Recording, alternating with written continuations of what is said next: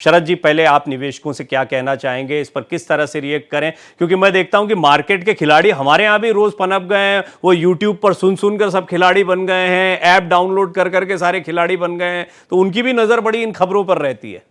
देखिए, मार्केट के जो इन्वेस्टर्स हैं, दो तरीके के मार्केट में लोग होते हैं। मैं आपके दर्शकों के लिए बता दूं, एक इन्वेस्टर होते हैं, एक ट्रेडर होते हैं। इन्वेस्टर होते हैं जो थोड़ी लंबी अवधि के लिए पैसा लगाते हैं।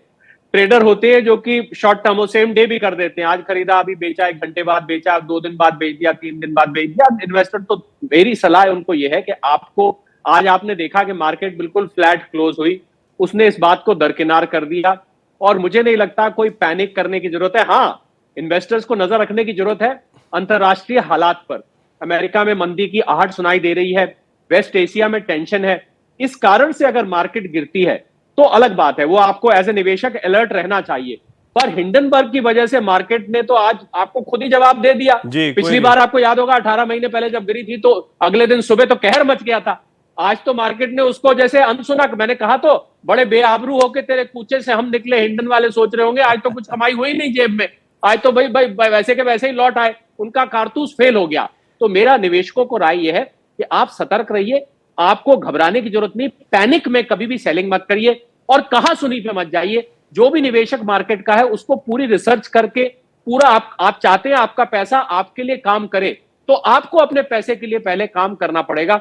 मुझे लगता है रिसर्च करके करें और आपके जैसे चैनल्स पे ऐसी डिबेट्स को सुना करें, एक्सपर्ट्स को सुना करें। जल्दबाजी में, पैनिक में कोई भी निर्णय नहीं लेना चाहिए प्रवीण, ये मैं निवेशकों को सलाह देना चाहूंगा। जी संजय जी, आपकी एडवाइस, आप तो सुपर एडवाइजर हैं, तो फिर ये आपकी एडवाइस क्या रहेगी, खास तौर पर ऐसे समय पर कई लोग हैं जो सिर्फ नुकसान नहीं फायदे के चक्कर में भी रहते हैं। ये बात सही है, बिल्कुल शरद जी ने करेक्ट भी कर दिया कि इन्वेस्टर और ट्रेडर में एक बड़ा फर्क होता है। इन्वेस्टर लॉन्ग टर्म में चलता है, एसआईपीज और अन्य चीज़ों में वो बहुत सारी चीज़ें प्लान करते हैं। लेकिन आप दोनों को ही, निवेशकों को या इन्वेस्टर्स को, ट्रेडर्स को, दोनों को ही क्या सलाह देना चाहेंगे? तो देखिए, बाजार को समझना एक बड़ा ही कॉम्प्लेक्स विषय है, लेकिन उसको अगर हम सिंप्लीफाई कर समझने की कोशिश करें तो मेरे ख्याल से 3 मुख्य फैक्टर्स हैं जिनका प्रभाव बाजार पे रहता है। मेरे ख्याल से इवेंट्स का प्रभाव बाजार पे शॉर्ट टर्म में रहता है, लिक्विडिटी का प्रभाव मीडियम टर्म में रहता है और वैल्यूएशन का प्रभाव बाजार में लॉन्ग टर्म में रहता है। कभी भी ये तीनों फैक्टर्स एक साथ एक ही तरह से काम करें संभव नहीं। समय समय पे हमने देखा कि कुछ कुछ इवेंट्स आते हैं और उनका प्रभाव बाजार पे शॉर्ट टर्म पे पड़ता है, जैसा कि कुछ एक महीने पहले इलेक्शन का प्रभाव बाजार पर हम लोगों ने देखा, किस तरह से एग्जिट पोल का प्रभाव हुआ, फिर उसके बाद बजट आया, बजट का प्रभाव। और जैसा शरद जी भी कह रहे हैं, अगर हम आगे की कुछ महीनों को देखें तो कुछ इवेंट्स हैं जो हमारे सामने है, जैसे कि मॉनसून की प्रगति किस तरह से हो रही है, वो एक इवेंट है। फेड की रेट कब कटेगी, उसका भी असर होगा। वेस्ट एशिया की क्राइसिस अगर बढ़ती है, उसका भी असर होगा। और बाकी कुछ हो ना हो, यूएस इलेक्शन का प्रभाव ये एक इवेंट है जिसका की असर हमारे बाजार पे होगा। तो इन इवेंट्स का असर हमारे बाजार पे शॉर्ट टर्म पे होगा, जिस पर की हमारी नजर होनी चाहिए जी। तो मीडियम टर्म पर जिसका असर पड़ता है वो है लिक्विडिटी। और सबसे बड़ी जो खासियत है आज भारतीय बाजार की, वो ये कि फॉरेन इंस्टीट्यूशनल इन्वेस्टर्स जो सेलिंग पर या बाइंग पर हम डिपेंडेंट थे, वो फेज अब हमारे पीछे चला गया।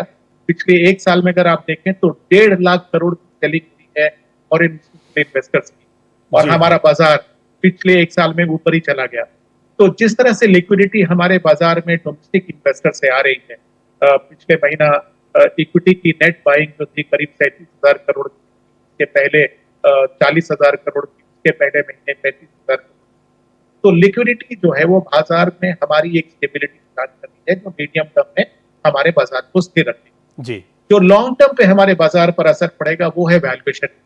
और जहां पर हमारी इकोनॉमी की प्रगति 7 से 8% की रहेगी, उसका सेक्टोरल इम्पैक्ट किस तरह से होगा, किस तरह से कंपनी उसका फायदा उठाएंगे, ये निर्धारित करेगा कि कौन से सेक्टर्स बाजार में फायदा उठाएंगे। तो निवेशक को, जो आम निवेशक है, वो इन तीनों फैक्टर्स पर नजर रखें, इवेंट्स पर, लिक्विडिटी पर और वैल्यूएशन पर, और तब अपनी डिसीजन ले तो वो लंबे समय पे लॉन्ग टर्म वेल्थ क्रिएशन कर।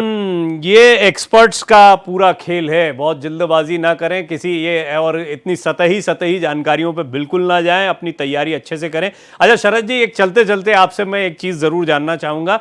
ठीक है, राजनीति हो रही है इस पर, और कुछ तो बहुत साफ साफ दिखता है कि बड़ा गड़बड़ चल रहा है सारा मामला, लेकिन इसके बावजूद ऐसा लगता है चेक एंड बैलेंस बना रहता है, सतर्कता ज़्यादा बनी रहती है विपक्ष के इस मोड की वजह से। नहीं, मुझे लगता है देखिए, अगर कोई नैरेटिव बनाया जाता है प्रवीण, और मान लीजिए जो नैरेटिव विपक्ष ने बनाया, और उस नैरेटिव को जैसे आप लोग मीडिया में उसको चलाते हैं, लोगों को कन्वे करते हैं, अगर वो नैरेटिव वाकई में बाजार मान लेता है, तो बाजार का हिंडनबर्ग छोड़िए, हमारे विपक्ष के नैरेटिव से नुकसान हो सकता था। तो मैं समझता हूं ये नैरेटिव भले ही विपक्ष को अपनी राजनीति के लिए सूट करता है, कुछ भी सरकार के खिलाफ, सरकारी एजेंसी के खिलाफ आता है, उसको वो लपक लेते हैं एकदम, तो वो उनके लिए सूट करता है। पर अगर राहुल गांधी जी ने, आपने कहा कि 46 लाख करोड़ कमाए, तो आज अगर मार्केट गिरती तो वो भी घाटे में जाते, तो उन्होंने कमाए, तो मुझे नहीं समझ में आया उन्होंने क्या सोच के ये नैरेटिव चलिए, चलाया। इंटरेस्टिंग बात से ये चर्चा खत्म, लेकिन आप लोगों ने बहुत अच्छी जानकारी दी, और ये आखिरी सेगमेंट बड़ा काम का है। मैं चाहूंगा कि दर्शक बहुत बिल्कुल निश्चिंत रहें और बहुत जल्दबाजी छटपटाहट ना दिखाएं। हालांकि मार्केट ने जिस तरह का रुख आज दिखाया उससे स्पष्ट है कि भारतीय इन्वेस्टर और ट्रेडर दोनों ही जो है वो बड़े समझदार हो गए हैं, वो समझते हैं इन चीज़ों को। शरद जी आपका धन्यवाद, संजय जी आपका बहुत बहुत धन्यवाद, विशेष धन्यवाद आप दोनों का मैं करना चाहूँगा।